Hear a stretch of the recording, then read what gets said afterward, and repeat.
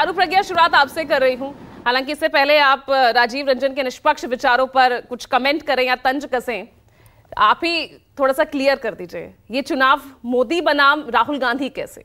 अब तक तो एनडीए वर्सेस इंडिया, और जिस गठबंधन को लेकर कभी आप इंडी गठबंधन कह रहे थे, घमंडिया गठबंधन, अब तक तो हम वो सब देख रहे थे, उसी तरह से आपका अटैक देख रहे थे। लेकिन ये मतदान शुरू होते होते क्यों कांग्रेस को ही यहाँ टारगेट किया जा रहा है? क्यों राहुल गांधी ही? और अब तो आप साफ कह रहे हैं ये चुनाव ही राहुल गांधी बनाम नरेंद्र मोदी है।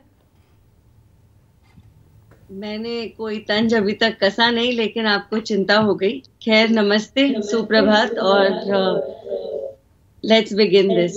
देखिए, बात यह है कि आप चाहे उसको इंडिया बोले, इंडी गठबंधन बोले, घमंडिया गठबंधन बोले, पुराना यूपीए गठबंधन बोले, जो भी बोले, नाम बदलने से चरित्र नहीं बदल जाता। और आज भी वही चरित्र है जो 5 साल पहले था, जिसका मतलब ये है कि ये गठबंधन एग्जिस्ट नहीं करता है। पूजा, बहुत सारी हमने 1 साल पहले से कहानियां सुननी शुरू करी थी कि भारतीय जनता पार्टी के एक दावेदार के सामने गठबंधन का एक दावेदार उतारा जाएगा और इस तरीके से चुनौती दी जाएगी प्रधानमंत्री मोदी को। कहाँ गई वो चुनौती, मुझे बताइए। ना बंगाल में साथ में लड़ा जा रहा है, ना साउथ में साथ में लड़ा जा रहा है, ना आम आदमी पार्टी के साथ में लड़ा जा रहा है, तो कुछ बदला तो है नहीं। सच्चाई आज भी वही है कि सब अपने अपने क्षेत्र में अपने अपने हिसाब से अपना अपना चुनाव लड़ रहे हैं। तो आप इसको बार बार गठबंधन क्यों बोलते हैं?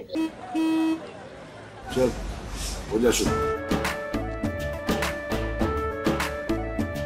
केसरिया से मन जोगी हुआ रे, दिल झूमे देखो, पतवारा हुआ रे, दिल झूमे देखो, पतवारा हुआ रे। हर पल मनाओ केसरी त्योहार। विमल, बोलो जुबान केसरी। ये तो पहली बात है। दूसरी बात, अगर इस गठबंधन की आप किसी भी पार्टी को उठाकर देख लीजिए तो कांग्रेस पार्टी ही है ना जो सबसे ज्यादा सीटों पर लड़ रही है। वो कांग्रेस पार्टी ही है जिसकी वजह से शायद ये गठबंधन कभी सफल नहीं हो पाया, क्योंकि तंज किस पर कसे गए? ममता दीदी ने किस पर तंज कसा? राहुल गांधी पर। भगवंत मान ने किस पर तंज कसा? राहुल गांधी पर। समस्या सबको किससे हुई? राहुल गांधी से। उसके बावजूद अब वो चाहे लेफ्ट का कैंडिडेट हो जो वायनाड में ये कहने लगा कि राहुल गांधी यहाँ पर लड़ेंगे तो एक ऐसा गठबंधन है, और कांग्रेस ने फिर भी ये निर्णय लिया कि नहीं भाई, हम तो यहीं से लड़ेंगे, ऐसे ही लड़ेंगे। तो बात ये है कि सब इंडिविजुअली अपने हिसाब से अपनी अपनी जगह पर जैसे लड़ते आ रहे थे हर एक चुनाव, इस चुनाव को भी ऐसे ही लड़ रहे। तो ये जो ये हवा उड़ाया गया था कि ये गठबंधन के साथ चुनाव हो रहा है भारतीय जनता पार्टी का, ये एनडीए का, ये खत्म हो चुका है। तो अब मैं चाहूंगी कि आप थोड़ा आंख खोलकर इस बात को देख ले और समझ ले। दूसरी बात, अगर हम कांग्रेस पार्टी की बात करते हैं, क्योंकि जैसे मैंने कहा कि सबसे ज्यादा सीटों पर देश भर में कांग्रेस पार्टी चुनाव लड़ रही है, तो इस कांग्रेस पार्टी का लीडर किसको मान रहे हैं आप? खड़गे जी तो मत ही कहिएगा, क्योंकि अगर खड़गे जी नेता होते तो ना वो, उनके तो रोज बयान आते नहीं है, ना उनको रैलीज में वीवीआईपी करके आगे करा जा रहा है, ना वो कोई भारत जोड़ो यात्रा, भारत जोड़ो न्याय यात्रा या कुछ और करने निकले हैं, ना वो परिवार के सदस्य हैं जिनके ऊपर सवाल उठाया जाता है। तो जितने सारे कॉन्वर्सेशंस कांग्रेस के रहेंगे, और क्योंकि कांग्रेस की पहचान ही गांधी परिवार से है, तो जाहिर सी बात है हम भी गांधी परिवार की बात करेंगे। तो क्यों ना हो भाई ये चुनाव ऐसा जिसमें हम पूछें कि राहुल गांधी क्या है, उनका दायित्व क्या है, उनका कर्तव्य क्या है, और एंड रिजल्ट उनका क्या रहेगा। अरे तो ये जिम्मेदारी तो विपक्षी गठबंधन पे छोड़ दीजिए ना, वो डिसाइड कर लेंगे, वो पोस्ट इलेक्शन डिसाइड करेंगे कौन उनका एक मुख्य चेहरा होगा। आप क्यों इतनी टेंशन ले रहे हैं कि आपने डिक्लेयर कर दिया कि ये चुनाव राहुल गांधी वर्सेस नरेंद्र मोदी है? देखो पूजा, ऐसा है, आप मुझसे जिस विषय पर डिबेट करवाएंगी मैं उस विषय पर डिस्कस करूंगी। चिंता तो आप कर रही हैं, डिबेट का विषय तो आपने निर्णय लिया है ना कि आपको राहुल गांधी को डिस्कस करना है। तो अगर आप चिंता करेंगी, आपका चैनल चिंता करेगा, मैं जवाब तो दूंगी ना। जवाब मैं आपको ये देना चाहती हूँ कि ये वो परिवार है जिनकी दूसरी बार हिम्मत नहीं हुई अमेठी से उतरने की। क्यों नहीं लड़े अमेठी से? मुझको एक रीजन बता दीजिए। बहना को भी टिकट दे देते, शायद वो रायबरेली से लड़ लेती।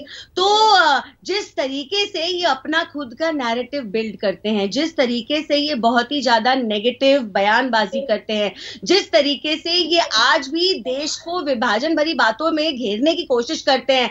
अभी देखिए, कल परसों ही सैम पिट्रोडा का स्टेटमेंट आया था। क्या वो स्टेटमेंट था? मुझे बताइए, इस देश में कौन सा होगा इंसान जो देश के दक्षिण में रहता है और वो अपने आप को अफ्रीकन बुलवाना चाहता है? प्लीज मुझे बता दीजिए। मैं मुंबई से आती हूँ, कोई मुझे अरब बोलेगा क्या? या नॉर्थ इंडियन को रहने वाले जो यहाँ पर जो रहते हैं उनको आप यूरोपियन बोलेंगे या व्हाइट्स बोलेंगे? या सबसे गलत बात ये है कि नॉर्थ ईस्ट में रहने वाले भारतीय लोगों को आप चाइनीज बोल देंगे? ये तो रेसिस्ट स्लर्स है ना। ये तो वो काम है जो कॉलेज के स्टूडेंट्स के साथ जब करा जाता है तो पुलिस कंप्लेन होती है। तो चारू प्रज्ञा कार्रवाई हुई ना, सैम पित्रोदा इस्तीफा ले लिया गया ना उनसे, कार्रवाई हुई, डिपेंड करा जाएगा। लेकिन क्योंकि आज हमारी डिस्कशन, ये चिंता जो है, विपक्ष कह रहा है ये चिंता तो आपकी यहाँ पर दिख रही है, फेज दर फेज आपके मुद्दे बदल रहे हैं, कोई एक सेंट्रल दिख ही नहीं रहा है। फर्स्ट फेज में आप बात करते हैं कांग्रेस के मैनिफेस्टो को लेके, फिर जब अमेठी रायबरेली की बात आती है तो अमेठी छोड़ने पर सीधा राहुल को टारगेट किया जाता है, डरो मत, भागो मत, उन्हें शहजादा बाकायदा कहा जाता है। तो ये चिंता मुद्दों को लेकर विपक्ष कह रहा है ये सीधी लड़ाई मुद्दे हैं, मोदी बनाम मुद्दे, आप क्यों चेहरे पर ला रहे हैं? यही मेरा सवाल है। जी देखिए, अगर आप मोदी जी का कोई भी भाषण सुने या मोदी जी क्या हमारे पार्टी के किसी भी नेता का कोई भी भाषण सुने तो उस भाषण के 55 मिनट में तो सारे मुद्दे डिस्कस हो जाते हैं। मैं आपको बता देती हूँ, आप मुझे बताइए अब क्या समझना चाहती हैं? कितने एयरपोर्ट नए देश में बने? जितने होते थे उससे डबल हो गए। सड़क बनाने की जो स्पीड थी 3 गुना हो गई। घर घर तक नल से जल जाने लगा। चाहे मैं हर चीज के बारे में बात कर सकती हूँ, लेकिन अगर कांग्रेस की कोई ना कोई हरकत बार बार हमारे सामने आएगी तो भाई वो तो करे और हम उस पर कमेंट भी ना करें, ये आपका लॉजिक है।